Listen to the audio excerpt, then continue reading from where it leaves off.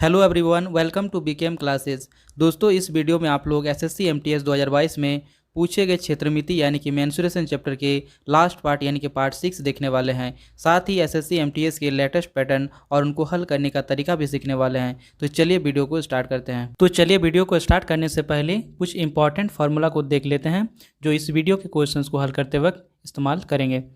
Pyramid का संपूर्ण पृष्ठीय क्षेत्रफल क्या होता है? हाफ गुना आधार का परिमाप इंटू जो है तिर्यक ऊंचाई और जो है आधार का क्षेत्रफल को इसमें ऐड कर देने से पिरामिड का संपूर्ण पृष्ठीय क्षेत्रफल निकल जाता है। ये है पिरामिड, आपको जो फोटो में दिख रहा है इसके जो है ये वाला जो पार्ट है ये इसका आधार है। तो आधार जिस शेप का रहेगा उसका जो है परिमाप निकाल लेना है। यदि ये स्क्वायर शेप का रहेगा तो स्क्वायर का परिमाप निकालना है। यदि ये रेक्टेंगुलर शेप का रहेगा यानी कि आयत के शेप का रहेगा तो इसमें जो है आयत का परिमाप और तिर्यक ऊंचाई जो होती है इसके स्लैंट हाइट, ये वाला ये हाइट जो है इसका होगा और साथ में आधार का जो ऊंचाई होगा, आधार का जो क्षेत्रफल होगा उसको यहाँ पे ऐड कर देना है। तो इससे क्या निकलेगा? पिरामिड का संपूर्ण पृष्ठीय क्षेत्रफल निकल जाएगा। पिरामिड का वक्र पृष्ठीय क्षेत्रफल यदि बात करते हैं तो हाफ गुना आधार का परिमाप और तिर्यक ऊंचाई का गुना करने से क्या होता है? पिरामिड का वक्र पृष्ठीय क्षेत्रफल निकल जाता है। पिरामिड का आयतन क्या होता है? 1/3 आधार का क्षेत्रफल और ऊंचाई को गुना करने से क्या निकलता है? पिरामिड का आयतन निकल जाता है। चलिए देखते हैं नेक्स्ट। प्रिज्म का जो है बात करते हैं तो प्रिज्म का संपूर्ण पृष्ठीय क्षेत्रफल क्या होता है? आधार का परिमाप इंटू ऊंचाई प्लस जो है 2 गुना आधार का क्षेत्रफल। तो ये जो है प्रिज्म का संपूर्ण पृष्ठीय क्षेत्रफल होता है। प्रिज्म का पार्श्व पृष्ठीय क्षेत्रफल क्या होता है? आधार का परिमाप और ऊंचाई को गुना कर देने से क्या होता है? प्रिज्म का पार्श्व पृष्ठीय क्षेत्रफल निकल जाता है। प्रिज्म का आयतन यदि बात करते हैं तो आधार का क्षेत्रफल गुना जो है ऊंचाई करने से क्या निकलता है? प्रिज्म का आयतन निकल जाता है। चलिए देखते हैं आप क्वेश्चंस को। तो पहला क्वेश्चन से, एक सम पिरामिड का आधार जो है 80 सेंटीमीटर भुजा वाला एक वर्ग है और जो है पिरामिड का आयतन कितना दिया गया है? 16,000 सेंटीमीटर क्यूब दिया गया है। तो उस पिरामिड की जो है ऊंचाई ज्ञात करना है। तो पिरामिड का आयतन क्या होता है? 1/3 इंटू जो है क्या होता है? आधार का क्षेत्रफल। तो आधार यहाँ पे किस शेप का है? एक वर्ग के शेप का है। तो वर्ग की भुजा यहाँ पे दिया गया 80 है तो उसका क्षेत्रफल कितना हो जाएगा? 80 इंटू 80 यानी कितना हो जाएगा? 6400। कितना हो जाएगा? 6400 इसका जो है सेंटीमीटर स्क्वायर जो इसका वर्ग का क्षेत्रफल हो जाएगा और इंटू जो है ऊंचाई करना पड़ेगा। तो ऊंचाई यहाँ पे दिया गया नहीं है तो यहाँ पे इतना गुना ऊंचाई कर देंगे तो ये जो है बराबर किसके हो जाएगा? एक जो है पिरामिड के आयतन के बराबर होगा। तो पिरामिड का आयतन कितना दिया गया है? 16,000 दिया गया तो 16,000 यहाँ पे लिख लेंगे। अब ये सभी जो मल्टीपल के फॉर्म में है तो यहाँ पे क्या करेंगे? ये 0 से 0 कैंसिल करेंगे तो ये 0 से 0 कैंसिल हो जाएगा। 160 जो है 16 का टेबल से कटेगा तो 10 बार में कट जाएगा और 16 का टेबल में जो है 4 बार में कितना हो जाएगा? 64 हो जाएगा। इसको 2 से काटेंगे तो 2 बार में, इसको 2 से काटेंगे तो 5 बार में। अब h जब निकालेंगे तो h बराबर क्या हो जाएगा? यहाँ पे 5 × 3 डिवाइडेड बाई 2 यानी कितना होगा? 5 3 = 15 होगा और डिवाइडेड बाई 2 मतलब कितना हो जाएगा? 7.5 सेंटीमीटर जो है इसका क्या निकल जाएगा? हाइट निकल जाएगा। तो इसका राइट आंसर हो जाएगा ऑप्शन नंबर बी। चलिए देखते हैं नेक्स्ट क्वेश्चन नंबर 2। 21 सेंटीमीटर त्रिज्या वाले एक ठोस गोले को पिघलाकर जो है एक वर्गाकार जो है आधार वाले एक जो है सम पिरामिड के आकार में ढाला जाता है। यदि इस पिरामिड की ऊंचाई जो है 66 सेंटीमीटर है तो पिरामिड के आधार के प्रत्येक भुजा की लंबाई ज्ञात करना है। तो गोले का आयतन क्या होता है? सबसे पहले हम निकालेंगे गोले का आयतन। तो गोले का आयतन क्या हो जाएगा? 4/3 पाई आर क्यूब।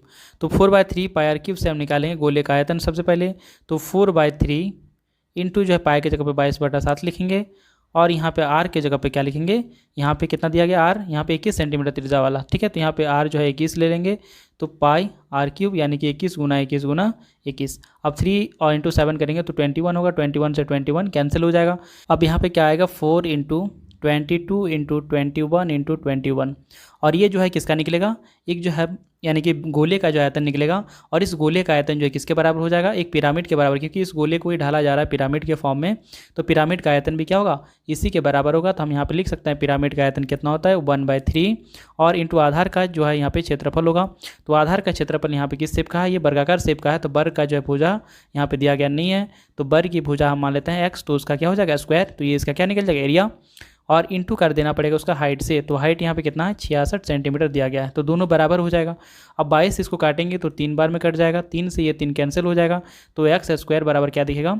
4 इंटू 22 तो x बराबर क्या हो जाएगा, ये 4 का इसका सब अंडर रूट हो जाएगा, तो अंडर रूट हो जाएगा तो क्या हो जाएगा 4 का 2 निकल जाएगा, 21 इंटू 21 में से 21 एक निकलेगा, तो यहाँ पे 42 सेंटीमीटर जो है क्या निकल जाएगा, बर की भुजा निकल जाएगा। तो यहाँ पे पिरामिड के आधार के प्रत्येक भुजा की लंबाई कितना हो जाएगा, 42 सेंटीमीटर हो जाएगा। तो ऑप्शन नंबर जो है ए इसका करेक्ट आंसर हो जाएगा। नेक्स्ट क्वेश्चन है, एक छोटा वृत्त एक बड़े वृत्त को आंतरिक रूप से स्पर्श करता है और बड़े वृत्त के केंद्र ओ से भी गुजरता है। यदि छोटे वृत्त का क्षेत्रफल 192 सेंटीमीटर स्क्वायर है तो बड़े वृत्त का क्षेत्रफल सेंटीमीटर स्क्वायर में ज्ञात करना है। तो सबसे पहले यहाँ पे देखेंगे दो फिगर दिया गया है, यहाँ पे जो वृत्त है दोनों वृत्त एक दूसरे को टच करा है बाउंड्री से, छोटा वृत्त जो है बड़े वृत्त के साथ। तो यहाँ पे जो छोटे वृत्त का जो त्रिज्या होगा वो क्या होगा, बड़े वृत्त का त्रिज्या जो है से आधा होगा, बड़े वृत्त का जो त्रिज्या होगा उससे आधा होगा, या हम बोल सकते हैं जो छोटे वृत्त का व्यास होगा वो बड़े वृत्त का त्रिज्या होगा। ठीक है, तो यहाँ पे जो छोटे वृत्त का त्रिज्या हो गया r, तो बड़े वृत्त का त्रिज्या क्या हो जाएगा, उसका 2 गुना यानी 2r होगा। तो यहाँ पे यदि इसका त्रिज्या को डबल कर देते हैं तो इसका एरिया में कितना का फर्क होता है, स्क्वायर गुना यानी कि 2 का स्क्वायर यानी कि 4 गुना बढ़ जाएगा। तो यहाँ पे देखते हैं जैसे कि 192 सेंटीमीटर स्क्वायर जो है छोटे वृत्त का क्षेत्रफल दिया गया है, तो उसका 4 गुना क्या हो जाएगा, बड़े वृत्त का क्षेत्रफल हो जाएगा। इसको चार का टेबल 2 बार में कितना हो जाएगा, 8 हो जाएगा। 4 का टेबल यहाँ पे 9 बार में कितना होगा, 36 का 6 होगा, हाथ में रहेगा 3, और 4 का टेबल एक बार में 4 और 3 7, तो 768 जो है इसका क्या हो जाएगा, राइट आंसर हो जाएगा। इसको आप ऐसे बना सकते हैं, यदि हम पाई स्क्वायर मानते हैं छोटे वाला वृत्त का जो है क्षेत्रफल, तो इसका कितना हो जाएगा पाई आर स्क्वायर, लेकिन आर यहाँ पे कितना मानेंगे 2r, उसका स्क्वायर कर लेंगे। तो इसको जैसे हल करेंगे तो कितना होगा पाई, यहाँ पे 4 पाई स्क्वायर हो जाएगा, क्या हो जाएगा 4 पाई स्क्वायर, और यहाँ पे कितना होगा पाई आर स्क्वायर। तो इससे कितना ज़्यादा है, ये 4 गुना है, तो 4 गुना कर दिए तो इसका आंसर निकल जाएगा। तो इसका राइट आंसर कितना हो जाएगा 700 जो है 68 सेंटीमीटर स्क्वायर बड़े वृत्त का क्षेत्रफल होगा।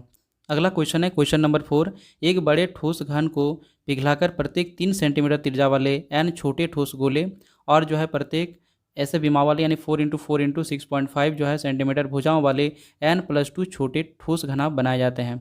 यदि बड़े ठोस घन की प्रत्येक भुजा की लंबाई कितना है 12 सेंटीमीटर है, तो n का मान यहाँ पे ज्ञात करना है। तो सबसे पहले यहाँ पे क्या बताया जा रहा है कि एक ठोस घन को पिघाला जा रहा है जिसका जो यहाँ पे भुजा कितना है 12 सेंटीमीटर है। ठीक है, तो 12 सेंटीमीटर क्यूब हम कर सकते हैं कि इसका आयतन हो जाएगा, यानी कि घन का आयतन क्या होता है भुजा का क्यूब।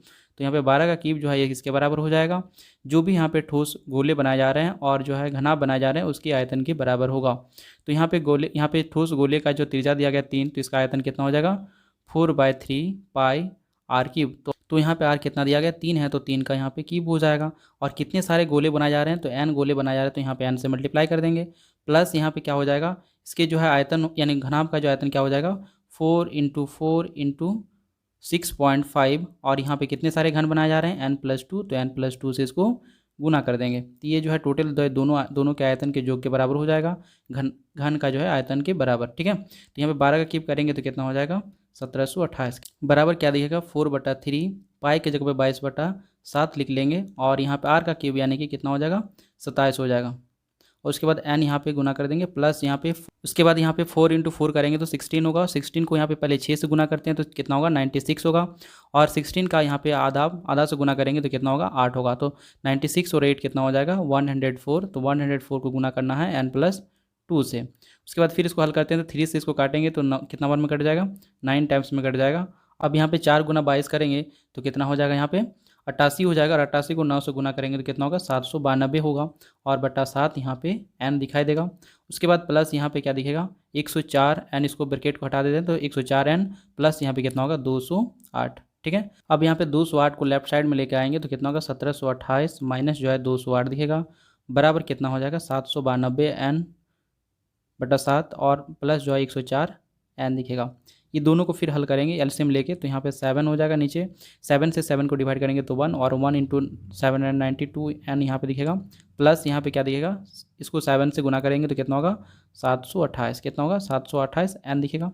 और फिर इसको हल करेंगे तो कितना होगा, इसमें घटाएंगे इसको तो कितना होगा 1520, कितना होगा 1520, और ये जो है 7 से इधर गुना होगा तो 1520 गुना 7 बराबर इधर कितना दिखेगा, दोनों को ऐड करेंगे तो कितना हो जाएगा 1500 हो जाएगा 1520, तो 1520 इंटू n दिखेगा, तो 1520 से 1520 कैंसिल हो जाएगा, तो n बराबर कितना दिखेगा 7, यानी कि जो है नंबर ऑफ यानी n का जो संख्या है वो मान कितना है 7 है, तो ऑप्शन नंबर बी इसका करेक्ट आंसर हो जाएगा।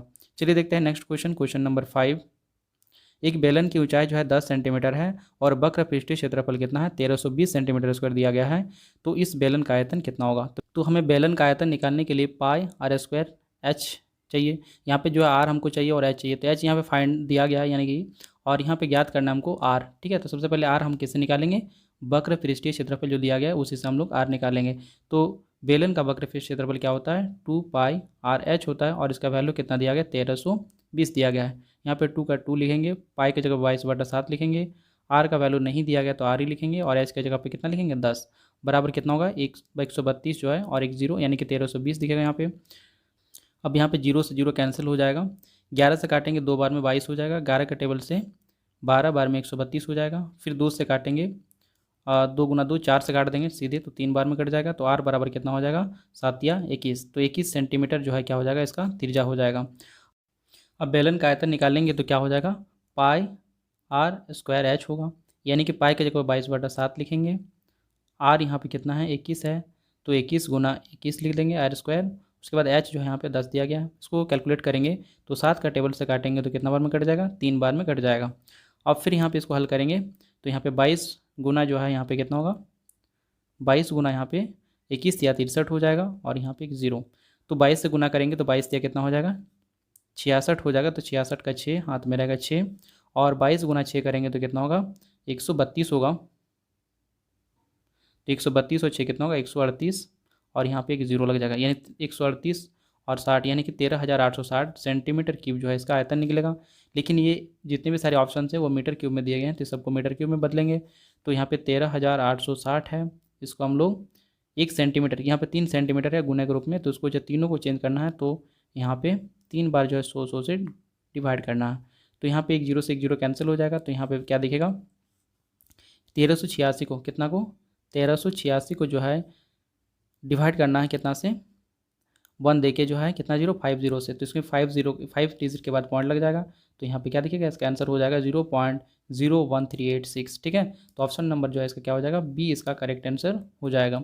चलिए देखते हैं नेक्स्ट क्वेश्चन, क्वेश्चन नंबर 6। एक बेलन के आधार की त्रिज्या जो है और ऊंचाई का जो कितना है यहाँ पे 55 सेंटीमीटर दिया गया है। ठीक है, तो सबसे पहले यहाँ पे लिख लेंगे आर प्लस एच। ठीक है, यानी कि त्रिज्या और ऊंचाई का जो योग है वो कितना है? 55 सेंटीमीटर है। इसमें से बोल दिया गया है कि यदि इस बेलन की ऊंचाई और आधार की त्रिज्या से कितना है? 15 सेंटीमीटर अधिक है, यानी कि यहाँ पे ऊंचाई जो है आधार की त्रिज्या से 15 सेंटीमीटर अधिक है। तो हम बोल सकते हैं यहाँ पे कि h माइनस आर का जो वैल्यू है वो कितना है? 15 है। तो सबसे पहले जो भी अंतर है उसको घटा लेते हैं 55 में से, दोनों का योग जब 55 है तो दोनों में से अंतर है उसको घटा लेते हैं। तो यहाँ पे जो डिफरेंस है 15 घटा देते हैं तो 40 और 40 को समान समान बांट देते हैं। तो इसमें भी 20 इसमें भी 20 और जो ज़्यादा है उसमें क्या कर देते हैं? 15 को जोड़ देते हैं, यानी कि h हमारा कितना हो जाएगा? 20 + 15 यानी कि 35। तो h बराबर कितना हो जाएगा? 35 सेंटीमीटर जो है यहाँ पे हो जाएगा। ठीक है, अब यहाँ पे क्या होता है कि तो इस बेलन का वक्रपृष्ठ क्षेत्रफल कितना होगा? तो वक्रपृष्ठ क्षेत्रफल बेलन का क्या होता है? 2 पाई आर एच। तो यहाँ पे 2 की जगह पे 2 लिखेंगे, पाई की जगह पे 22/7 लिखेंगे और आर यहाँ पे कितना हो जाएगा? आर यहाँ पे दिया गया है, यदि यहाँ पे 35 सेंटीमीटर यदि क्या है? एच है, तो आर कितना हो जाएगा? 20। तो यहाँ पे 20 हो गया और इंटू जो है एच यहाँ पे कितना है? 35। 7 से इसको डिवाइड करेंगे तो 5 टाइम्स में कट जाएगा। अब 22 गुना 2 करेंगे तो 44 होगा और 20 5 में कितना होगा? 100। तो 44 गुना 100 मतलब कितना होगा? 4400 सेंटीमीटर स्क्वायर जो है इसका वक्र पृष्ठीय क्षेत्रफल हो जाएगा। तो ऑप्शन नंबर सी इसका करेक्ट आंसर हो जाएगा। नेक्स्ट क्वेश्चन है क्वेश्चन नंबर 7। लोहे की एक बेलनाकार छड़ जिसकी ऊंचाई जो है उसके आधार की त्रिज्या के बराबर है, यानी कि ये एच जो है, यानी कि जो बेलनाकार छड़ है उसका एच जो होगा आर के बराबर है। ठीक है, तो यहाँ बताया जा रहा है कि लोहे की छड़ को जो यहाँ पे पिघलाया जा रहा है और उसके बाद क्या बनाया जा रहा है? जो आधार की त्रिज्या है, यानी कि छड़ की जो आधार की त्रिज्या है उसके आधा, ठीक है, वाले जो है गोलाकार गेंदों में के रूप में डाला जाता है। तो इस प्रकार ऐसी कितनी गोलाकार गेंदें बनाई जा सकती है? तो सबसे पहले यहाँ पे जो भी आयतन होगा किसका, यानी बेलनाकार छड़ का, तो बेलनाकार छड़ का आयतन क्या हो जाएगा? पाई आर स्क्वायर एच होगा। तो यहाँ पे पाई की जगह पे पाई लिखेंगे, आर और एच जो है इसका दोनों बराबर है तो हम आर स्क्वायर और एच की जगह पे हम आर लिख सकते हैं। तो यहाँ पे पाई आर क्यूब जो है इसका आयतन होगा किसका? बेलन के या बेलनाकार जो है छड़ का। उसी टाइप से हम निकालेंगे गोले का भी आयतन। तो गोलाकार जो है गेंद का जो आयतन कितना हो जाएगा? इसके आर का त्रिज्या जो इतना था, मतलब यानी कि लोहे की छड़ का उसका आधा यानी कि r/2 इसका त्रिज्या हो जाएगा। तो गोलाकार गेंद का जो आयतन कितना हो जाएगा? Pi r cube 4/3 pi r cube होगा। तो यहाँ पे 4/3 की जगह 4/3 लिखेंगे, पाई की जगह पाई लिखेंगे और आर की जगह पे यहाँ पे r/2 लिखेंगे, उसका क्यूब हो जाएगा। तो यहाँ पे क्या होगा 4/3 इंटू पाई इंटू आर का क्यूब और डिवाइडेड बाई कितना होगा 2 का क्यूब मतलब 8। 4 से 2 बार में कट जाएगा यहाँ पे, तो क्या बचेगा पाई आर क्यूब डिवाइडेड बाई 6। तो पाई आर क्यूब बटा 6 जो है ये किसका निकलेगा, गोलाकार गेंद का। तो यहाँ पे कितने सारे गोलाकार गेंद बनाई जा सकती है, यानी कि बेलनाकार छड़ से। तो बेलनाकार छड़ का आयतन जितना है उसको डिवाइड कर देना पड़ेगा गोलाकार गेंद से, ठीक है, गोलाकार गेंद का आयतन से। तो 4 यानी कि पाई आर क्यूब जो हो गया, और ये नीचे जो 6 है ये 6 ऊपर चला जाएगा, तो यहाँ पे 6 से मल्टीप्लाई हो जाएगा, पाई आर क्यूब दोनों कैंसिल हो जाएगा। तो यहाँ पे क्या बचेगा 6, यानी कि 6 जो है गोलाकार गेंदें बनाई जा सकती है। तो ऑप्शन नंबर सी इसका करेक्ट आंसर हो जाएगा। चलिए देखते हैं नेक्स्ट क्वेश्चन, क्वेश्चन नंबर 8। एक समलंब चतुर्भुज का क्षेत्रफल कितना दिया गया है, 100 सेंटीमीटर स्क्वायर दिया गया है। यदि समलंब चतुर्भुज की समांतर भुजाओं के बीच की दूरी कितना है, 10 सेंटीमीटर है, तो दोनों समांतर भुजाओं की लंबाइयों का योग क्या होगा। यानी कि ए प्लस बी यदि समांतर भुजा मानते हैं तो दोनों का योग यहाँ पे क्या होगा। तो हम जानते हैं कि समलंब चतुर्भुज का जो क्षेत्रफल कितना होता है, हाफ इंटू समांतर भुजाओं का योग यानी कि ए प्लस बी इंटू जो है ऊंचाई होता है, और इसका वैल्यू कितना दिया गया है 100 सेंटीमीटर स्क्वायर दिया गया है। हाफ की जगह पे हाफ लिखेंगे, ए प्लस बी का हमको हमको ज्ञात करना है, तो लिख लेंगे। और एच यहाँ पे दिया गया कितना 10, क्योंकि दो समांतर भुजा के जो बीच का दूरी होता है वही हमारा क्या होता है ऊंचाई होता है। तो यहाँ पे 10 से गुना करेंगे बराबर यहाँ पे कितना होगा 100। तो यहाँ पे 0 से 0 कैंसिल हो जाएगा। ये a प्लस बी जब निकालेंगे तो यहाँ पे ये 2 जो है क्या होगा 10 से गुना हो जाएगा, यानी कितना होगा 20। तो a प्लस बी का वैल्यू कितना हो जाएगा 20 सेंटीमीटर जो है, यानी कि दोनों समांतर भुजाओं की लंबाई का कुल जो कितना हो जाएगा 20 सेंटीमीटर। तो ऑप्शन नंबर सी इसका करेक्ट आंसर हो जाएगा। नेक्स्ट क्वेश्चन है, एक समलंब चतुर्भुज की ऊंचाई 68 सेंटीमीटर है और इसकी समांतर भुजाओं की लंबाइयों का योग कितना है 75 सेंटीमीटर है। तो समलंब चतुर्भुज का क्षेत्रफल यहाँ पे दिया गया है, एक वर्ग के क्षेत्रफल का 6/17 गुना है। तो वर्ग का विकर्ण की लंबाई ज्ञात करना है, ठीक है, तो वर्ग की विकर्ण की लंबाई ज्ञात करनी है। तो समलंब चतुर्भुज का जो क्षेत्रफल होता है वो कितना होता है हाफ इंटू समांतर भुजाओं का योग। तो समांतर भुजा का लंबाई का कुल योग यहाँ पे दिया गया 75, तो यहाँ पे 75 सीधे लिखेंगे, और गुना यहाँ पे ऊंचाई तो 68 दिया गया तो 68 यहाँ पे लिख लेंगे। 2 से जब काटेंगे इसको तो 34 बार में 68 कट जाएगा। तो यहाँ पे 75 गुना 34 जैसे करेंगे तो कितना हो जाएगा यहाँ पे 2550 हो जाएगा। कितना हो जाएगा 2550 हो जाएगा। तो इतना सेंटीमीटर जो है स्क्वायर इसका एरिया निकल गया समलंब चतुर्भुज का। अब यहाँ पे दिया गया कि समलंब चतुर्भुज का जो क्षेत्रफल है वो एक वर्ग के क्षेत्रफल का 6/17 गुना है, यानी कि 6/17, यानी कि वर्ग का यदि 17 है भाग तो इसमें से 6 भाग का वैल्यू कितना होगा 2550। तो 17 भाग का यहाँ पे कितना हो जाएगा 6 से इसको काटेंगे तो 6 का टेबल जो है 4 बार में 24, 6 का टेबल 2 बार में 12, और यहाँ पे 6 5 में 30, यानी 425 गुना है। तो 17 का भी 425 गुना कर देंगे तो 17 गुना 5 कितना होगा 85। तो यहाँ पे 5 लिखेंगे और उसमें 8 रहेगा कैरी में। 17 का टेबल 2 बार में 34 और 8 कितना होगा 42, यहाँ पे 2 लिखेंगे फिर 4 बचेगा। 17 4 में कितना होगा 68 और 4 कितना होगा 72, यानी कि 7225 जो है क्या निकलेगा वर्ग का क्षेत्रफल। अब वर्ग का क्षेत्रफल ज्ञात कर लिए तो इसका जो है क्या होगा भुजा, वर्ग की भुजा जो है क्या हो जाएगा अंडर रूट जो है 7225, यानी कि उसका क्षेत्रफल को अंडर रूट कर देंगे तो उसका भुजा निकल जाएगा। तो यहाँ पे 7225 का अंडर रूट कितना हो जाएगा 85 हो जाएगा, यानी कि भुजा यहाँ पे 85 सेंटीमीटर निकल गया। तो यहाँ पे विकर्ण कितना हो जाएगा, वर्ग का विकर्ण क्या हो जाएगा √2 इंटू भुजा, भुजा की जगह पे 85 और √2 यहाँ पे √2 का जगह पे कितना दिया है 1.41 का वैल्यू दिया गया है, और यहाँ पे 85 से इसको मल्टीप्लाई करना है। यदि यूनिट डिजिट चेक करते हैं तो 1 × 5 करेंगे तो 5 आएगा, यानी लास्ट डिजिट 5 होगा। तो एक ही ऑप्शन ऐसा है जिसमें यूनिट डिजिट 5 है, तो इसलिए जो इसका राइट आंसर कितना हो जाएगा 119.85, ठीक है। तो ये इतना जो सेंटीमीटर इसका क्या हो जाएगा विकर्ण की लंबाई हो जाएगा। नेक्स्ट क्वेश्चन है क्वेश्चन नंबर 10। एक बंद बेलन के आधार की त्रिज्या और उसकी ऊंचाई जो है क्रमशः कितना है 14 सेंटीमीटर, और जो है ऊंचाई भी है 14 सेंटीमीटर। तो बेलन का कुल पृष्ठीय क्षेत्रफल बोला गया है कि एक वृत्त के क्षेत्रफल के बराबर है, यानी बेलन का कुल पृष्ठीय क्षेत्रफल क्या होगा 2πr, सो कैपिटल आर मान लेते हैं, इंटू जो है क्या होता है r + h, क्या होता है r + h होता है।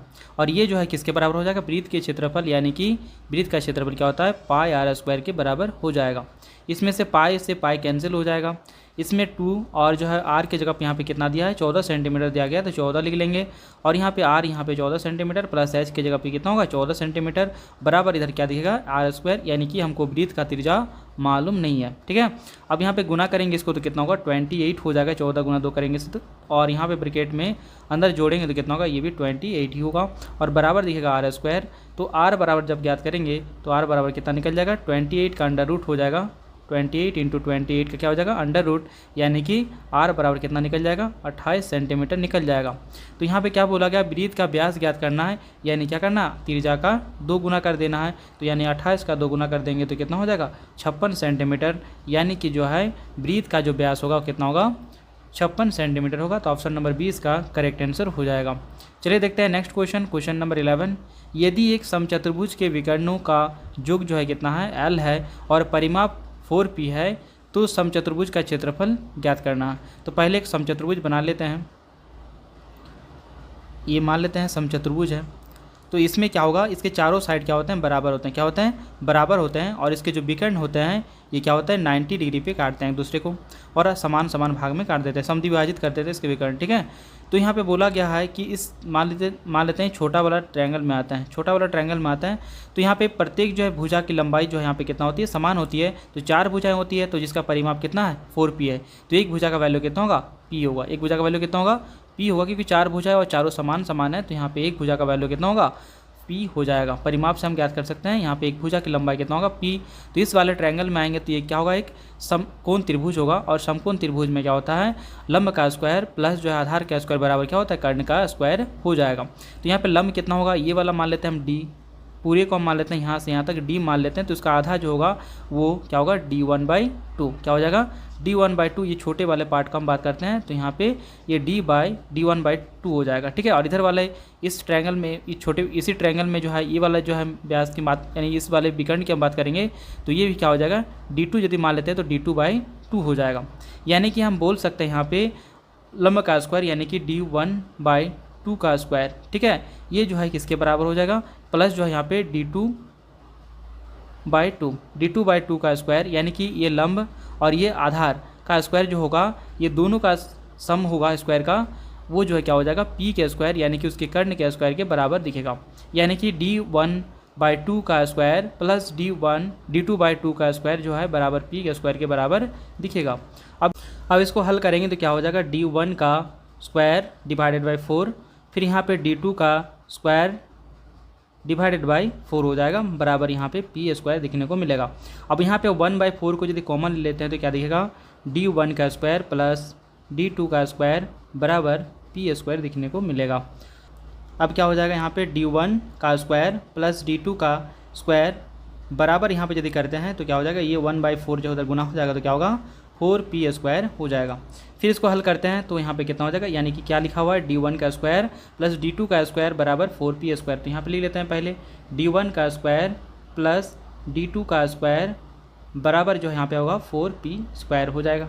फिर इसको हल करेंगे तो यहाँ पे हम इसको तोड़ सकते हैं, ए स्क्वायर जो है प्लस बी स्क्वायर बराबर क्या होता है a प्लस बी का होल स्क्वायर माइनस 2ab, क्या होता है 2ab, क्योंकि हम लोग जानते हैं a प्लस बी का होल स्क्वायर बराबर क्या होता है a square plus B square plus 2ab होता है। तो यहाँ पे A square plus B square के एक साइड में रख लेते हैं तो क्या बचेगा इधर में से ये घट जाएगा, ठीक है। तो यहाँ पे हम बोल सकते हैं ए स्क्वायर प्लस बी स्क्वायर का जो फार्मूला होता है वो क्या होता है ए स्क्वायर ए प्लस बी का होल स्क्वायर माइनस जो है 2ab होता है, ठीक है। तो यहाँ पे वही वाला पुट करेंगे, यहाँ पे A square plus B square का फार्मूला यहाँ पे पुट कर देते हैं। तो यहाँ पे क्या दिखेगा ए प्लस बी का होल स्क्वायर माइनस 2ab, यानी कि ए यहाँ पे क्या दिया गया d1 है तो d1 प्लस d2 क्या दिखेगा d1 प्लस d2 का होल स्क्वायर प्लस माइनस जो है क्या दिखेगा 2ab, ए की जगह पे हम क्या करेंगे d1 और यहाँ पे इंटू d2, ठीक है। अब ये वाला इधर रह गया, ठीक है। अब यहाँ पे क्या करते हैं d1 और d2 यानी दोनों विकर्णों का योग यहाँ पे दिया गया है कितना है क्वेश्चन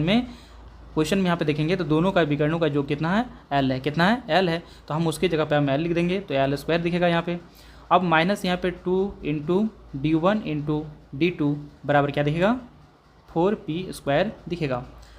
तो अब यहाँ पे क्या करते हैं l स्क्वायर को हम या तो इसको हम उधर साइड में ले जाते हैं तो क्या होगा 2 इंटू d1 इंटू d2 बराबर क्या दिखेगा l square minus 4p square दिखेगा।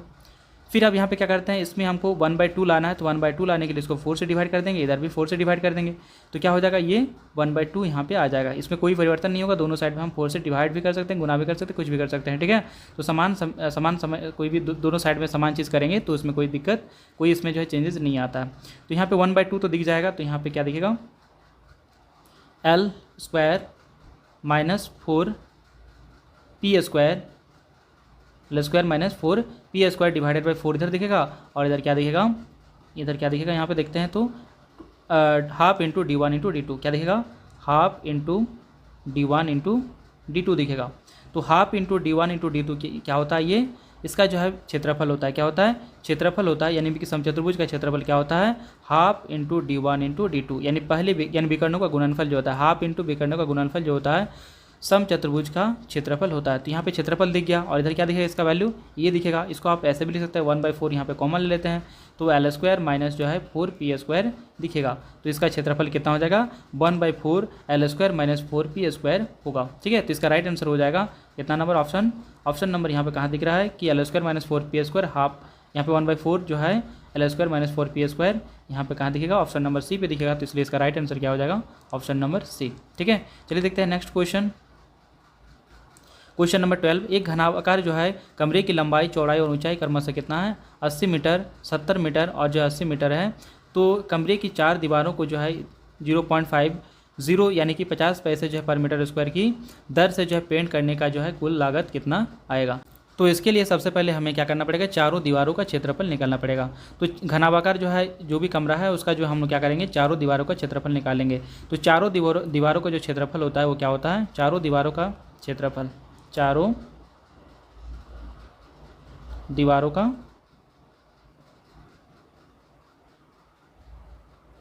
क्षेत्रफल क्या होता है।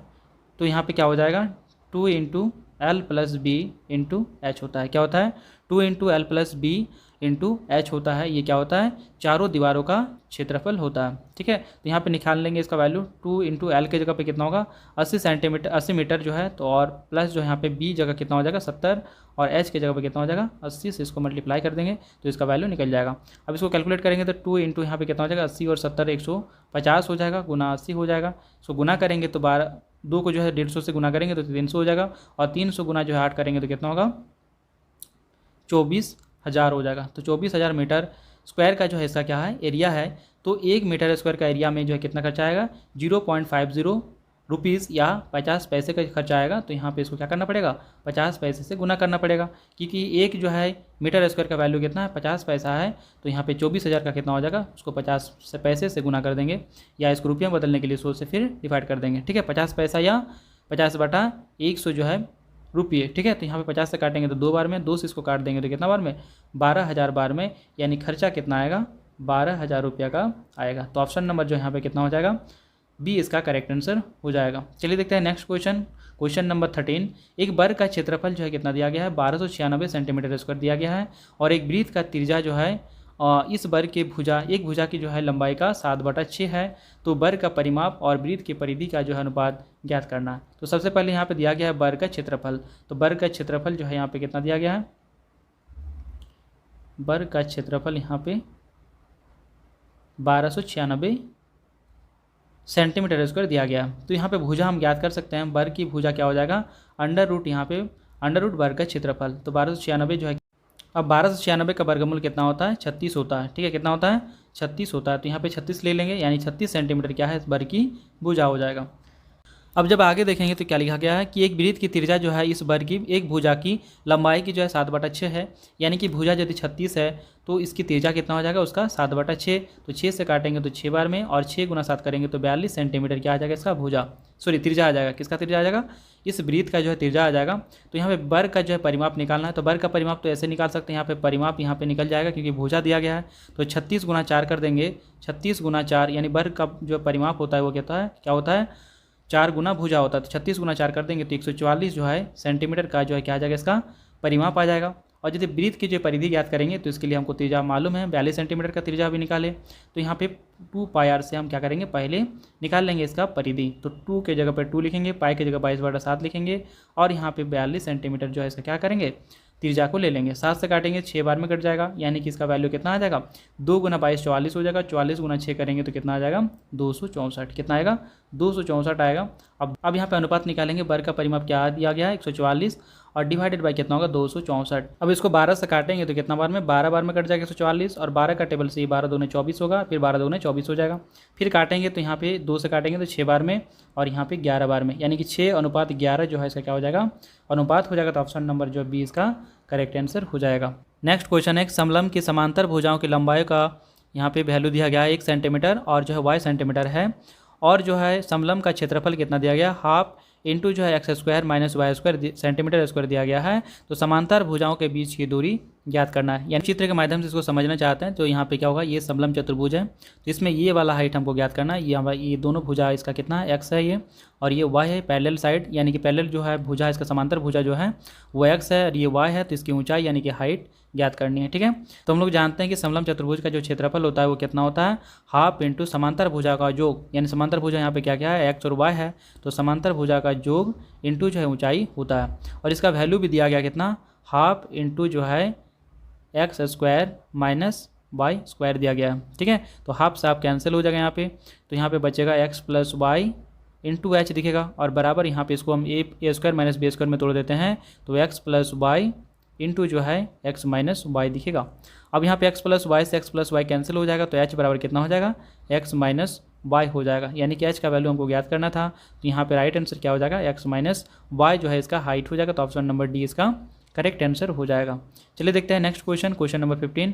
एक आयत की चौड़ाई जो है एक वृत्त की त्रिज्या की 4/5 है, यानी कि एक आयत की यदि लंबाई चौड़ाई जो है यहाँ पे कितना है, चौड़ाई यहाँ पे यदि 4 है तो यहाँ पे वृत्त का जो त्रिज्या होगा वो कितना होगा, वृत्त का जो त्रिज्या होगा वो 5 होगा। कितना होगा 5 होगा। अब यहाँ पे बोला गया है वृत्त की त्रिज्या जो है ऐसे वर्ग की भुजा की 1/5 है। ठीक है, तो यहाँ पे वर्ग की भुजा यहाँ पे कितना दिया गया, मान लेते हैं यहाँ पे भुजा जो है वो कितना है त्रिज्या का जो 1/5, यानी कि त्रिज्या का जो यहाँ पे 1/5 मतलब त्रिज्या यदि 1 होगा तो ये भुजा ऐसा कितना होगा 5 होगा, क्योंकि वृत्त का त्रिज्या पहले आया है तो इसका पहले वाला जो ऑप्शन यानी 1 दिख रहा है तो 1 जो होगा त्रिज्या के लिए, और भुजा यानी कि दिया है वर्ग का जो भुजा दिया गया है वो बाद में है तो इसलिए वर्ग का भुजा कितना होगा 5 होगा। अब इसको ओवरऑल निकाल लेते हैं तो यहाँ पे 5 लिख देंगे, इधर के सीधे में जो दिखता है उसी को लिखा जाता है, यहाँ पे इसके सीधे में 1 के सीधे में 1 दिखेगा तो यहाँ पे 1 लिख देना है। इसको कैलकुलेट कर लेना है तो 4 इंटू 1 इसको गुना करने से 5 आ जाएगा, इसको गुना करने से 25 आ जाएगा। तो यहाँ पे सब रेशियो निकल गया, यानी कि चौड़ाई त्रिज्या और भुजा का जो यहाँ पे रेशियो कितना का गया 4:5:25 का आ गया। अब हमें यहाँ पे ज्ञात करना है, यहाँ पे वैल्यू दिया गया है जिसका क्षेत्रफल जो है 625 है, यानी वर्ग का जो क्षेत्रफल है वो कितना है 625 है। यदि इसका भुजा 25 हो गया तो इसका क्षेत्रफल इसका स्क्वायर कर देंगे तो कितना होगा 625 दिखना चाहिए, यानी कि 25 का वैल्यू कितना है 25 ही है, तभी जाके यहाँ पे कितना होगा 625 हुआ है। तो यहाँ पे यदि 25 यदि वर्ग का भुजा हो गया तो ये भी जो है त्रिज्या कितना हो जाएगा 5 हो जाएगा, और चौड़ाई भी इसका कितना हो जाएगा 4 हो जाएगा। अब यहाँ पे बोला गया है कि आयत की लंबाई जो है 20 सेंटीमीटर है, तो चौड़ाई हमें मालूम है 4 सेंटीमीटर और यहाँ पे 20 सेंटीमीटर की लंबाई दिया गया है, तो इसका क्षेत्रफल कितना हो जाएगा लंबाई इंटू चौड़ाई। तो लंबाई यहाँ पे 20 दिया गया है तो 20 लिखेंगे, और चौड़ाई यहाँ पे 4 है तो 4 लिख देंगे, यानी कि कितना होगा 20 × 4 80 सेंटीमीटर स्क्वायर जो है इसका क्या हो जाएगा एरिया हो जाएगा। तो ऑप्शन नंबर सी इसका करेक्ट आंसर हो जाएगा। चलिए देखते हैं नेक्स्ट क्वेश्चन, क्वेश्चन नंबर 16। एक खोखला गोलाकार जो है सेल 2.5 ग्राम जो है पर सेंटीमीटर क्यूब घनत्व वाली जो धातु से बना हुआ है, यदि दिए गए जो है सेल की बाह्य और आंतरिक त्रिज्याएँ जो है क्रमशः 35 सेंटीमीटर और 14 सेंटीमीटर है, तो सेल का द्रव्यमान ज्ञात करना है। ठीक है, एक गोला है और खोखला गोला यानी कि इसकी कुछ मोटाई है, मान लेते हैं यहाँ से इसकी कुछ मोटाई है, तो यहाँ पे 2 त्रिज्या होती है। ठीक है, यहाँ पे 2 त्रिज्या हो जाएगी, ये मान लेते हैं मोटाई है, तो यहाँ पे 2 त्रिज्या एक अंदर और जो है एक बाहर की ओर त्रिज्या। ठीक है, तो 2 त्रिज्या दिया गया तो इसका आयतन कैसे निकालेंगे, तो यहाँ पे आयतन क्या होता है 4/3 पाई आर क्यूब होता है, तो यहाँ पे 4/3 और पाई आर क्यूब की जगह पे यहाँ पे बड़े आर का क्यूब यानी बाहरी त्रिज्या का क्यूब माइनस जो है छोटे यानी कि त्रिज्या का क्यूब यानी आंतरिक त्रिज्या का क्यूब जो है इसके बराबर हो जाएगा इसका आयतन। ठीक है, तो आयतन निकालेंगे इसका पहले, तो 4/3 इंटू क्या करेंगे 22/7 और इंटू कर देंगे आर यहाँ पे कितना है बड़ी यानी बाहरी वाली त्रिज्या कितना है 35 है, तो 35 का क्यूब माइनस जो यहाँ पे 14 का क्यूब। अब यहाँ पे सबसे पहले 35 का क्यूब और 14 का क्यूब निकाल लेते हैं, तो सबसे पहले यहाँ पे क्या करेंगे 35 का क्यूब माइनस 14 का क्यूब निकाल लेते हैं। तो यहाँ पे 35 का क्यूब इसको कैसे लिख सकते हैं, दोनों में हम कॉमन यदि 7 ले लेते हैं क्योंकि 7 दोनों में प्रेजेंट है, 35 में भी 7 है और 14 में भी 7 है, तो 7 कॉमन ले लेते हैं, तो यहाँ पे क्या बचेगा 7 5 35 हो जाएगा और एक 35 का स्क्वायर। ठीक है, 3 35 यहाँ पे है, 3 35 में से 2 35 को हम लिख लिए और एक 35 को हम लोग में से जो है 7 निकाल लिए तो 5 बचेगा। फिर इसी टाइप से इसमें भी 7 निकाल लेंगे तो कितना बचेगा, 2 बचेगा और यहाँ पे 14 का स्क्वायर बचेगा। ठीक है, तो यहाँ पे 7 कॉमन ले लेते हैं तो यहाँ पे कितना होगा, यहाँ पे 35 का स्क्वायर 1225 होता है और गुना हो जाएगा 5 और माइनस यहाँ पे क्या हो जाएगा, 14 का स्क्वायर 196 और गुना हो जाएगा 2। ठीक है, अब इसको कैलकुलेट कर लेंगे तो 1200 गुना 5 करेंगे तो कितना होगा 6000 और 25 गुना 5 करेंगे तो 125, तो 6125 जो हो जाएगा इसका वैल्यू 5 गुना 1225 का। और यहाँ पे 196 गुना 2 करेंगे तो कितना हो जाएगा, यहाँ पे 392, कितना हो जाएगा 392 हो जाएगा। इसको 7 से मल्टीप्लाई कर देना है। जब 7 से इसको मल्टीप्लाई कर देंगे तो इसका वैल्यू सबसे पहले निकाल लेंगे, इसको घटाओ तो इसका अंतर कितना हो जाएगा, यहाँ पे 5 में से 2 जाएगा तो यहाँ पे कितना होगा 3 और यहाँ पे 12 में से 9 जाएगा तो 12 में से 9 जाएगा तो यहाँ पे 3 हो जाएगा। उसी टाइप से यहाँ पे 10 में से 3 जाएगा तो 7 हो जाएगा और यहाँ पे 6 एक कम हो जाएगा उससे क्योंकि एक कैरी ले चुका था तो यहाँ पे 5 हो जाएगा। यानी कि 5733 जो है इसका क्या हो जाएगा, 7 × 5733 इसका गुणनफल, इसका जो गुणनफल आएगा वही हमारा क्या होगा 35 का क्यूब और 14 का क्यूब के बीच अंतर है। ठीक है, तो यहाँ पे इसको सबसे पहले कैलकुलेट कर लेते हैं। तो इसको कैलकुलेट करेंगे तो कितना हो जाएगा, यहाँ पे 7 गुना इसको करेंगे तो 7 गुना 3 कितना होगा 21 का 1, उसके बाद 2 का यहाँ पे कैरी में रहेगा, 7 या 21 और 2 23 का 3 हो जाएगा, फिर कैरी में 2 रहेगा, 7 में 49 और 2 51 का 1 5 रहेगा कैरी में। उसके बाद 7 5 35 और 5 कितना होगा 40, तो 4000 जो है 40,000 जो है 131 जो है इसका क्या हो जाएगा वैल्यू निकलेगा। फिर यहाँ पे इसको वैल्यू को पुट करते हैं तो यहाँ पे क्या पुट करेंगे 4/3 गुना 22/7 और गुना हो जाएगा यहाँ पे 40,131, कितना है 40,131 था यहाँ पे, तो 40,131 लिख लेंगे। अब इसको 7 से काटेंगे तो 7 का टेबल जो है यहाँ पे कितना बार में 5 बार में 35 हो जाएगा। फिर यहाँ बचेगा 5 और 5 और 1 51 हो जाएगा, तो 7 7 में 49 हो जाएगा। फिर बचेगा यहाँ पे 2 बचेगा यहाँ पे और 2 और 3 23 हो जाएगा, तो 7 का टेबल 3 बार में कितना होगा 7 या 21 हो जाएगा। फिर यहाँ पे बचेगा 2 और यहाँ पे बचेगा 1 21, 7 या फिर क्या हो जाएगा 21 हो जाएगा। फिर 3 से जब इसको काटेंगे तो 3 का टेबल जो है यहाँ पे एक बार में 3 होगा, फिर 3 9 27 हो जाएगा, फिर 3 का टेबल एक बार में, फिर 3 का टेबल एक बार में, यानी 1911 बार में कट जाएगा। फिर यहाँ पे 4 गुना 22 करेंगे तो कितना होगा 88 हो जाएगा और यहाँ पे 1911 हो जाएगा। फिर यहाँ पे क्या करेंगे 88 को जो है 1911 से गुना करेंगे तो इसका वैल्यू निकालते हैं। 88 को 1911 से गुना करते हैं तो 8 से गुना करेंगे तो कितना होगा 8 का टेबल एक बार में 8 का टेबल फिर एक बार में 8 हो जाएगा, फिर 8 9 जा 72 का 2 हो जाएगा, यहाँ पे 7 कैरी में रहेगा, 8 का टेबल एक बार में 8 और 7 15। तो यहाँ अब फिर से इसको 8 से गुना करेंगे तो कितना हो जाएगा, फिर से वही वाला नंबर आएगा, तो यहाँ पे 8 आएगा, फिर 8 आएगा, 2 आएगा, 5 आएगा, 1 आएगा। फिर इसको जोड़ेंगे तो 8 आएगा, 8 8 16 का 6 हो जाएगा, यहाँ पे 10 और 1 11 का 1 हो जाएगा, 7 और 1 8 हो जाएगा, यहाँ पे कितना हो जाएगा 6 हो जाएगा और यहाँ पे 1, तो यानी कि 168 जो है इसका क्या हो जाएगा वैल्यू निकलेगा।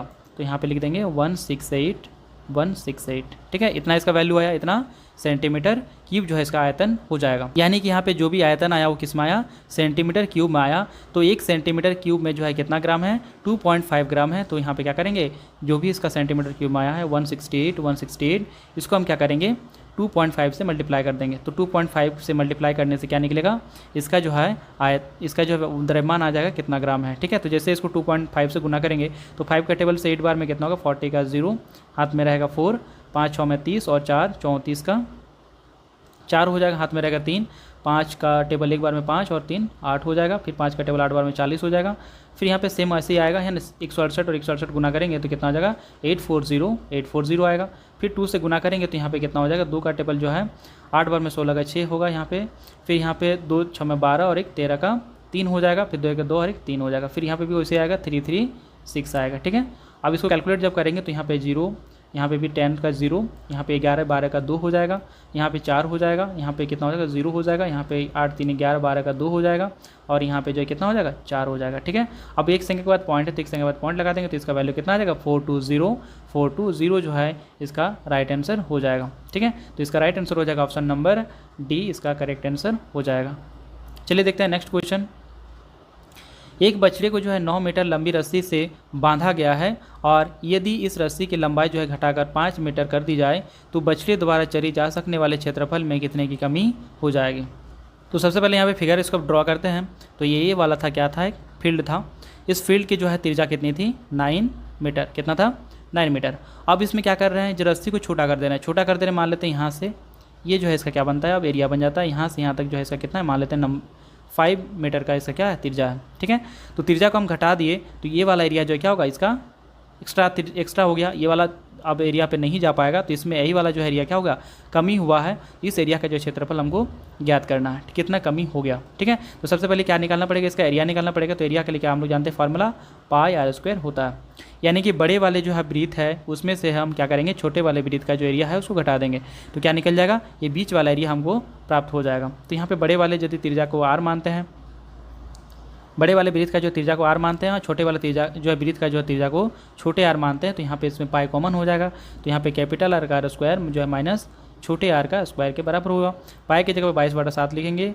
बड़ा यहाँ पे आर कितना दिया गया है, 9 मीटर दिया गया, तो 9 का स्क्वायर करेंगे। और माइनस जो है यहाँ पे छोटा वाला त्रिज्या जो है कितना है, 5 है, तो 5 का स्क्वायर कर देंगे। अब इसको कैलकुलेट करेंगे तो 22/7 होगा। और यहाँ पे कितना दिखेगा, 81 यहाँ पे हो जाएगा और यहाँ पे 25 हो जाएगा, यानी कि 81 माइनस जो है 25। ठीक है, अब इसको फिर कैलकुलेट करेंगे तो कितना हो जाएगा, 22/7